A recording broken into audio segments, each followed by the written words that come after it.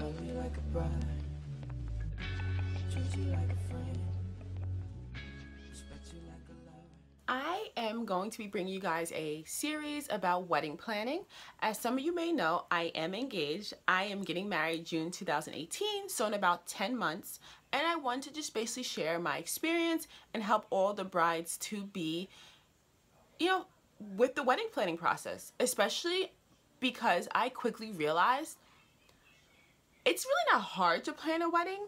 It just takes a lot of organization and time. And organization and time are things that brides struggle with, especially because some have children, some have full-time jobs. Organization and time is a big reason why people reach out to wedding planners. And don't get me wrong, I would love to have a wedding planner, but since I don't have the luxury of having one, especially because I'm having a huge wedding and my budget just doesn't call for a wedding planner, I wanted to, share my experience and help whoever I can. So I've made a list of about 10 things that you should be doing like 14 to 10 months prior to your wedding. So I got engaged Easter weekend in April. Easter is in April, but Easter weekend, which is in April. And I quickly realized, like I said before, this is gonna be a struggle. Like, this is gonna be real. Like, you're excited, like, oh my God, he proposed. Oh my God, we're spending together. Like, we're spending our lives together. But then you realize, like, oh shoot, like, I gotta plan a wedding. And it's all cute and it's fun until you realize, like, I really have to plan a wedding. And I, like, hit the ground running.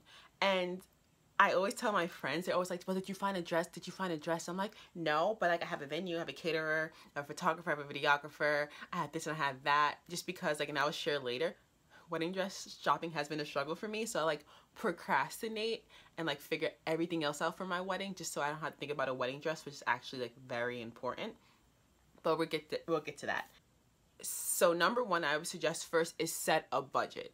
People underestimate how important it is to set a budget.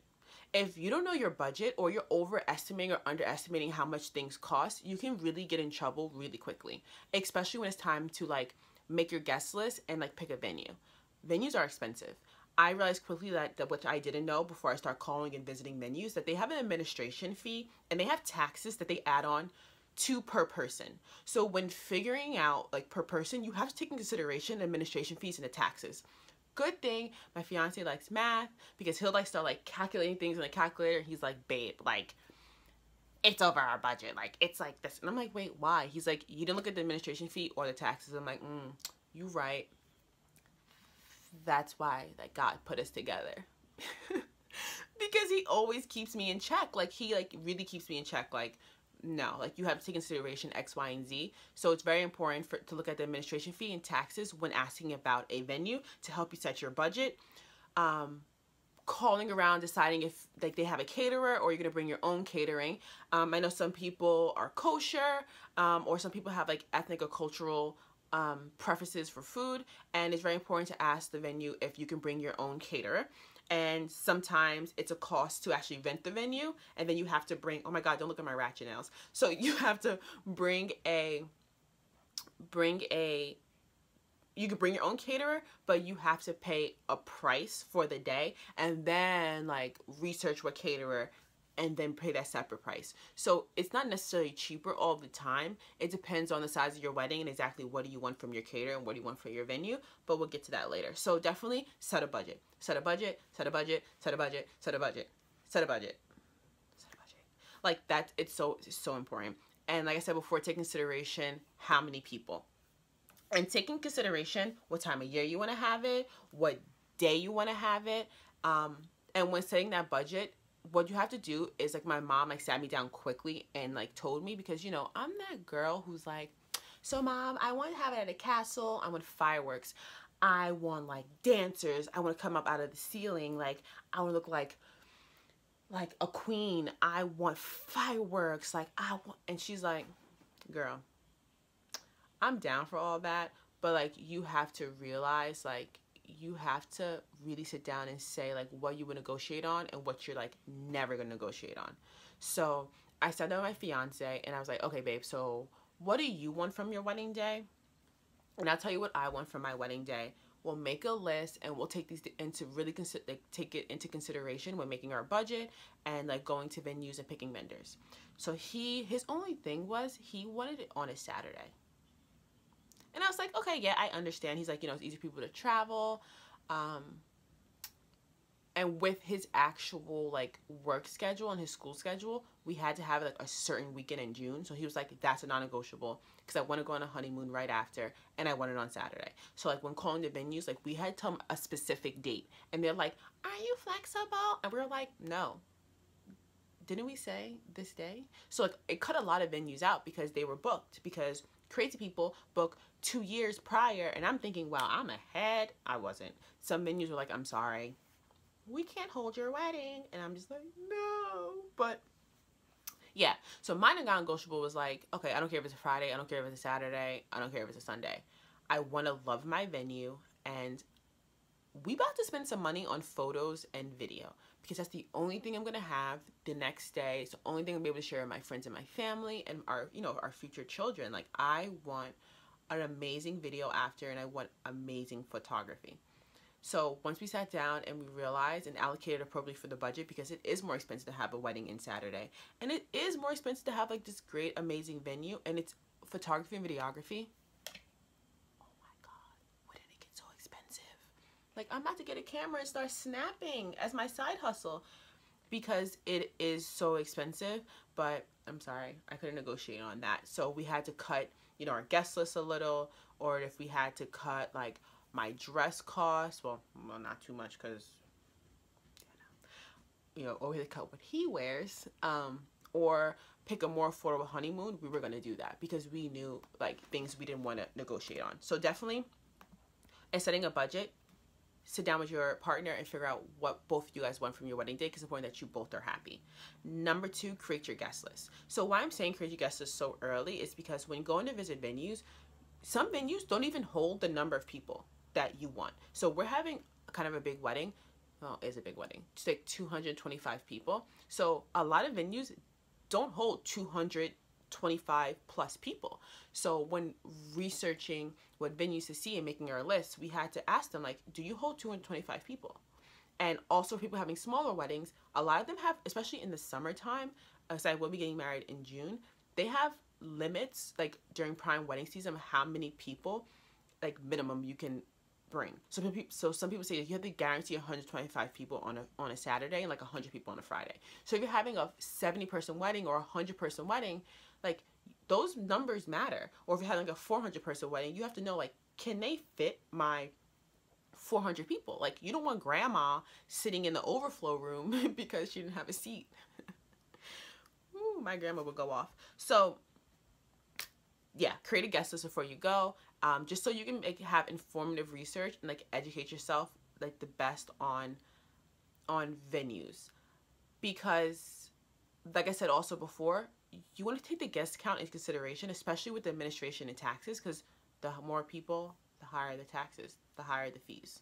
So the next thing is a wedding checklist or a planning book. So one of my besties from college brought me this amazing Tory Burch wedding planning book, and I'm actually going to hire a calligraphist or someone who does calligraphy, I don't know if that was the right word, to actually do this book like bomb.com and make it poppin', just because I want it as a keepsake, you know, just a keepsake to show my children one day. So I actually have been printing out like checklists. I know Martha Stewart has a bomb checklist. I've been printing out checklists. So I do my rough drafts on. What is that noise? So I've been printing out checklists that I've been using, and I can, you know, actually give you guys in my description box the Excel sheet I've used for my budget, and then some of the Martha Stewart checklists that I have used to help you out. So it definitely tells you what you need to do 12 months for your wedding, like 6 months, 3 months, the day before, the day after, like down to like thank you cards. I was like, oh shoot, like we do need thank you cards. Or like, don't forget your marriage certificate. And I'm like, oh shoot, I need a marriage certificate. And it's like things you might not consider in your budget. And I'm just like, oh shoot, like I never considered that. So that's definitely helpful. The next thing, pick a theme. I'm saying pick a theme because it's gonna, one, make your wedding more like have a flow. So what I did is, like, to do my initial research was Pinterest, and I made my Pinterest board.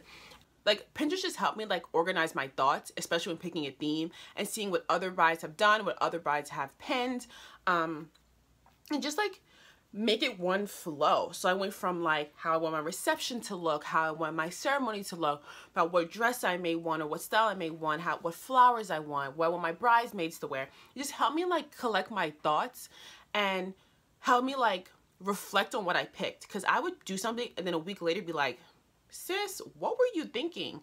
And I'm like, no, like, I don't want that. So it helped me really like organize like my thoughts. Also, even though like I don't care, I gave Bae my username and password for Pinterest, and I gave him access to my board. So like during rounds, he can like add something if he wants, even though like he added one thing. But it's a way to make him feel included and make like your partner feel like you care. You might not care, because I'm like, at the end of the day, I'm making the decisions. No, I include him, but I don't know, just makes him, you know, feel included, and just makes him like be able to see like on his phone, oh, like she picked this, that's cute, or like, oh, like babe, I like this, or I can be like, oh babe, I pins like a tux, like when you get a chance, like open the app and check it out, let me know if you like it. So it was just a way like to communicate during the day, like communicate my wedding planning with him during the day, which is really nice. And I know like he appreciates, even though like he's more like I don't really care, if you're happy, I'm happy. And that's what I like love about him. So I picked a theme. Now that I have my theme, I know what venue I want, because if I want like a modern like rooftop like New York City like wedding, there's no reason for me to be like Googling beach venues or rustic farmhouse venues or backyard weddings. Like there's no point, because I picked my theme. Now I can like have like informative research that makes sense and like not overwhelm myself or like increase like the amount of ideas in my head. So I picked a theme, and now I know exactly what to pick and what I want when it comes to a venue, because there is so many venues, especially in New York where I live. So I picked a venue. So I made about a list of like 10 venues, and I asked like, okay, how many people do you guys hold? Do you have parking? What is your administration fee? What are your taxes? What time slot could I have my wedding? I want an evening wedding going on to nighttime. So I was like, that's important. I was like, do you guys have an outside venue, place to get married? And if it rains, do you have a backup? So we wanted to get married outside, so that was important to us. Other questions were, do you have a cocktail area? Is the ceremony and the reception in the same space and you guys like flip it over during cocktail hour? Do you have options for open bars? It's just like all these questions. Like, do you guys work with a baker, or will we have to find our own for our wedding cake? And the venue I actually got, they work with a bakery, so our wedding cake comes in our price, which is like amazing. So like these are questions to ask when doing this stuff. So question to ask the venue is definitely important. And you also like Google things, like there's definitely checklists to Google and be like, okay, like what should I ask my my person at my venue, and ask like, do I get a bridal attendant for the day? Am I the only bride? That was also a non-negotiable. Like I will be the only bride. And not because I'm being like bougie, but because like it's my wedding day. Like I'm sorry, but like I didn't want to see another bride on my wedding day. Like I wanted to be the only bride. Like I know there's a million bajillion people getting married, especially in June on a Saturday, but like I just wanted to feel special, and I didn't want to see another wedding party. So I wanted to be the only bride for the day, which I got with my venue, which was really, really great. And then once we picked a venue, and we picked a photographer and a videographer, and I did a ton of research with that. We picked and decided if we wanted to do engagement photos and if we're going to use our engagement photos for save the dates, and we decided to do both. We actually didn't use our photographer we booked for the wedding, because we wanted more of a freelance photographer, especially where we were having it. We took our photos in the Brooklyn Bridge, like Dumble Park area, and we went with a freelance photographer who was amazing. Shout out to her. And we used those photos, and even though our package came with engagement photos, we just used that and added an extra hour to our wedding day. So like, we're really gonna appreciate that we did that, especially on our wedding day. So we used those. Now save the dates. Save the dates. Kind of stressful. I use Vistaprint, but there's also like Magnet Street, there's Shutterfly, there's a whole bunch of things. Etsy even has some. So we created our template. We sat together, we created our template, and we decided how we wanted our photos, and then we decided we wanted magnets, we wanted postcards, like what we wanted. Tip, never pay full price. They always have like 30, 15, even like 40, 50% off sometimes, especially during wedding season. Right now it's prime wedding season. It's August. And like I know, like even though I got a coupon, like Coupon Queen, I got a coupon from Vistaprint, but then like I went on another website, I got an email from another website the next day, and I was like, I got it like $10 cheaper. But I was happy with my decision. I love Vistaprint, and I know like our saving dates are gonna come out great. Also with that, sign up, because I know like Magnet Street sent us like samples of like their stationery, which was bomb.com, and gave me an idea like what I wanted, and like how like the text they use, the paper they use, how they present like their invitations, which was really, really nice. I had another friend who's actually getting married soon, and she like gave me the 411 on like all like the bridal showcases to go to, and how she like got these vacations, and like free photography, and like free-ish like stuff for her wedding, and to help her prepare and like post-wedding. So I signed up for a few bridal showcases in my area, so definitely do that. And it's just like a time where like all the vendors come together, and it's like one room, so like you bring your notepad, you bring your questions, and you know what to ask, and you can get free things, and who doesn't like free, especially when you're spending all this money planning a wedding. So it was definitely helpful. After we picked all that, we picked our bridal party, which is like the easiest part. Well, it was pretty easy for me and him, but it's actually a big party, 9 people, 9 bridesmaids, 9 groomsmen, but they're amazing. They're all our very close friends. And like a suggestion when picking those is like, if you haven't talked to the person like 100 years, like don't put them in your bridal party. We wanted to make like, we wanted people standing next to us on our wedding day that know us individually and as a couple, who are like, we look down, and there's like, there are people who are part of making us who we were, and our journey, and our best friends, and people we loved, people we adored, our family members we were close to. So we are really blessed that we have so many, like such a great support system, so many great people, and people like we know are going to be like, like godparents to our children one day, and we were just blessed with that. So we really didn't struggle. It was very, very, very easy picking a bridal party. But my one tip is like, if they don't love you, if they don't support you, if they don't know you, and we're like an intricate part of your growth, and like they knew you before the person and with the person, and you guys together, like don't have them up there, because like your wedding day you can never get back. You want to be around and surrounded by love your wedding day. No drama, no stress, and like women and men who support the heck out of you and the heck out of your marriage, and I just want to see you win. So that's like, on a serious note, like that's very important. And then we picked our officiant. Well, our officiant is going to be my pastor. I'm so glad he's marrying us. So I just like, started the process for marriage counseling, and I like penciled in my name on his calendar, because he can get busy, and I'm not going to understand if he can't marry me. So I penciled in even a year in advance, just so like he can carve that date out and leave that date out just for me. And then my last tip would be start dress shopping. Like I said, I've been holding it off, but it's very important, and I just got very overwhelmed, and I kind of didn't know what I want. Well, I knew what I wanted, I just couldn't find what I wanted. So I had moments when I felt like, well, am I asking for something that just does not exist? But a lot of bridal attendants let me know, like, okay, like there's new season coming up. A lot of designers are releasing their new dresses, so I'm actually going to a trunk show on Friday. And before stepping in, just make sure you know your budget, because you never want to try on like a $15,000 dress, fall in love, and like nothing else compares.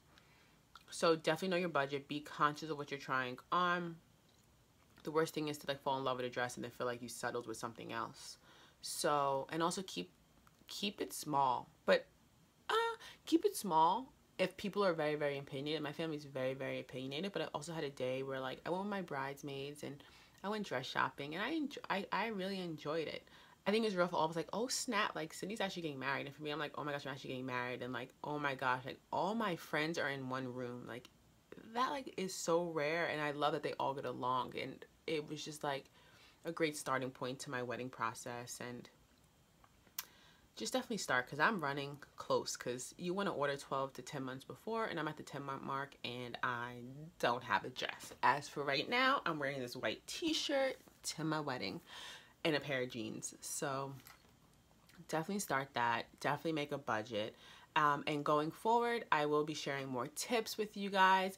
I will be, the next video, like discussing more things that make your wedding unique, like invitation, stationery, flowers, like bridesmaids dresses, colors, just, and the things you should be doing like 10 to like 8 months before your wedding. And yeah, I hope this was helpful. I hope you guys check out part 2 of my wedding planning 101 series. And if anything, definitely download the Excel sheet that I will be putting in the description box, and also the wedding checklist, and check out, you know, websites like The Knot. There's a lot of websites that help you like narrow down venue searches from where you live, how many people in your theme, which is very helpful for me. And just like get started, make a Pinterest board, share with your partner, and definitely before anything else, set a budget and just draft a guest list so you know exactly like what you need out of your venue. Thank you guys for watching. Don't forget to like, subscribe, and comment, and definitely subscribe, because I want you guys to know when I upload my next wedding series video. Thank you so much. Congratulations to the brides to be, or the friends watching this, to give the bride, your bride, some tips. Thank you. Have a blessed day. Bye.